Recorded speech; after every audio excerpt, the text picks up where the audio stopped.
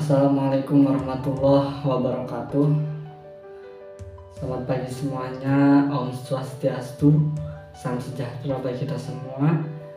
Saya ucapkan terima kasih kepada Bapak Dr. Adi Kusuma SIKOM MSI selaku dosen pengampu mata kuliah Public Speaking.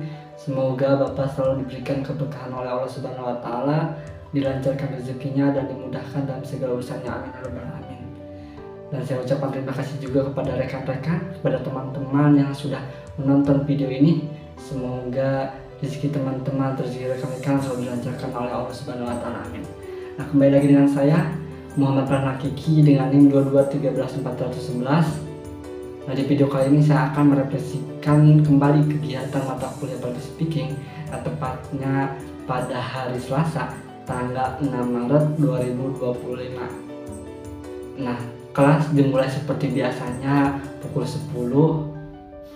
Nah, pada hari ini kami membahas atau mengulas kembali materi yang telah kami pelajari secara mandiri itu minggu kemarin. Sebelum itu, seperti biasa gitu, 3 orang dari kami melakukan public speaking selama 10 menit gitu, yang ditunjuk secara random. Nah, yang pertama, Pak Adi Kusuma menunjuk saudari Meli Juwita. Meli Juwita ini menjelaskan tentang self-care. Nah, self-care ini adalah salah satu cara atau produk kita untuk menjaga ataupun merawat diri kita dalam beraktivitas sehari-hari atau mensejahterakan diri kita gitu ya. Baik dengan melakukan hobi-hobi, kemudian kita juga bisa mengafirmasi diri kita juga bisa memberikan reward terhadap diri kita gitu ya. Karena kita sudah mampu melaksanakan hal itu gitu.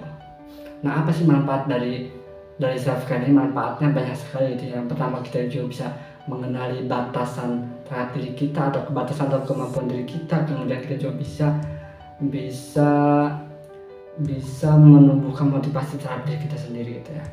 Nah, yang kedua, Pak Adi Kusuma menunjuk saudari Amirah dikarenakan saudari Amirah masih lama gitu ya, susah gitu koneksi dari laptop ke proyektornya. Kemudian Pak Adi Kusuma langsung menunjuk yang terakhir gitu ya, untuk menggantikan Amirah terlebih dahulu gitu. Pak Adi Kusuma menunjuk saya sendiri gitu ya. Jujur gitu, saya sangat deg-degan, sangat takut gitu ya, sangat grogi sekali gitu untuk menyampaikan public speaking gitu ya. Saya menyampaikan public speaking tentang birrul walidain atau menggunakan metode ceramah gitu tentang birrul walidain. Situ saya menjelaskan tentang pengertian birrul walidain, kemudian adab anak terhadap kedua orang tuanya seperti apa, kemudian cara kita berbakti kepada orang tua, cara kita berbakti kepada orang tua yang telah meninggal gitu ya. Sebenarnya ada cerita gitu yang akan saya sampaikan, tetapi waktunya sudah habis gitu ya, 10 menit. Itu cerita tentang Uwais Al-Qarni. Teman-teman bisa googling ataupun bisa lihat YouTube tentang ceritanya Uwais Al-Qarni itu seperti apa. Intinya Uwais Al-Qarni adalah seorang pemuda yang sangat taat kepada Allah dan sangat berbakti sekali gitu kepada kepada ibunya gitu ya, atas ketaatan kepada Allah dan berbakti kepada ibunya, sehingga Allah pun menyembuhkan penyakit yang ia derita sejak lahir gitu ya, penyakit copak gitu yang mana penyakit copak itu bercak-bercak di seluruh badannya gitu ya. Allah menyembuhkannya gitu ya, dan meninggalkan sebulatan koin katanya, sebulatan koin di telapak tangannya gitu. Nah, mulai saat ini semoga kita bisa menerapkan atau kita bisa melaksanakan ajaran-ajaran Islam itu terkait tentang adab kita sama orang tua. Kita bisa menerapkan dalam Quran surat Al-Isra 23-24 gitu. Kita bisa menerapkan hal tersebut gitu, tata cara kita beradab pada orang tua kita gitu. Mulai hari ini gitu ya, kita bisa menerapkan hal tersebut gitu. Nah, selain itu, Pak Adi Kusuma yang terakhir, Pak Adi Kusuma itu Amirah itu sangat antusias sekali gitu ya, menjelaskan tentang perawatan diri, terus khususnya untuk perawatan muka gitu ya, tentang skincare, toner, kemudian wadah dan sebagainya. Saya kurang memahami gitu hal tersebut gitu, karena saya juga nggak memakai tersebut gitu ya, nggak menggunakan alat-alat tersebut gitu. Nah, setelah itu karena kami juga membawa tugas gitu ya terkait cerpen dan jawaban yang soalnya ada di PPT gitu ya. Nah, yang pertama itu cerpen cerpen ini Pak Adi menunjuk cerpennya Cherry gitu untuk membacakan cerpen yang telah ia bawa gitu ya. Selain itu, selain Cherry, Pak Adi juga menunjuk cerpennya Mawar Dwi gitu untuk membacakan cerpen yang telah ia bawa. Nah setelah itu baru kita mengulas kembali gitu materi yang telah kita pelajari di minggu kemarin secara mandiri gitu, terkait tentang berbicara dengan private, kemudian berbicara dengan publik, kemudian ciri-ciri komunikasi, kemudian jenis-jenis pembicara publik, kemudian jenis dan metode presentasi, kemudian juga demam panggung juga. Nah, kita lebih ke membahas ke demam panggungnya sih ya, karena yang itu udah kita bahas gitu, kita udah dijawab juga sama teman-teman gitu, tapi yang masih membingungkan itu atau kita mengulas kembali yang lebih dalam oleh Pak itu tentang demam panggung. Nah, demam panggung ini tentunya seorang yang sudah mahir ataupun seorang yang masih pemula juga pasti merasakan demam panggung. Hal itu tidak bisa kita pungkiri gitu. Demam panggung adalah rasa yang sangat luar biasa gitu, yang mengakibatkan kita sakit perut, mules, kemudian suhu badan kita gemetar, kemudian selain itu juga suara kita yang terdengar itu gemetar gitu, pusing dan sebagainya gitu. Nah, apa sih yang menyebabkan hal tersebut? Nah, yang pertama yang menyebabkan hal tersebut adalah kita kurang menguasai materi. Nah, dengan kita tidak menguasai atau kurang menguasai materi ini, itu akan menimbulkan demam panggung ketika kita ingin berbicara dengan publik gitu. Nah, yang kedua itu kita kurang pede apa yang kita sampaikan. Kurang pede apa yang akan kita sampaikan gitu ya. Nah,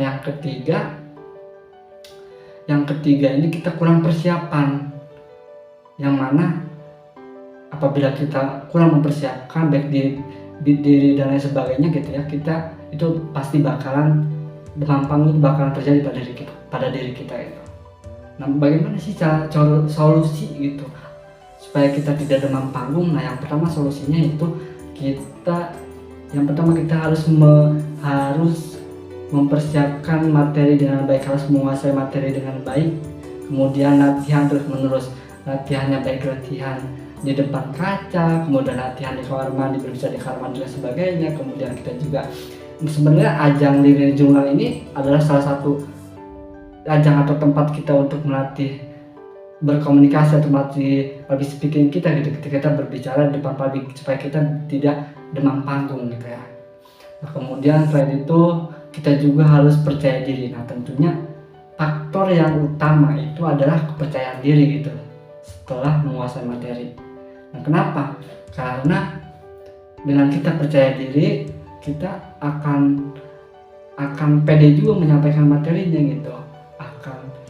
Kita tidak memikirkan hal yang lain, karena percaya diri ini adalah satu faktor yang sangat penting gitu ketika kita menyampaikan materi.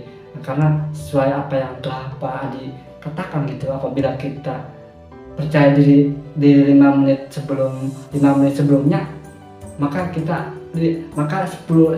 seterusnya itu kita akan percaya diri gitu. Yang menentukan berhasilnya kita public speaking itu adalah 5 menit sebelumnya gitu.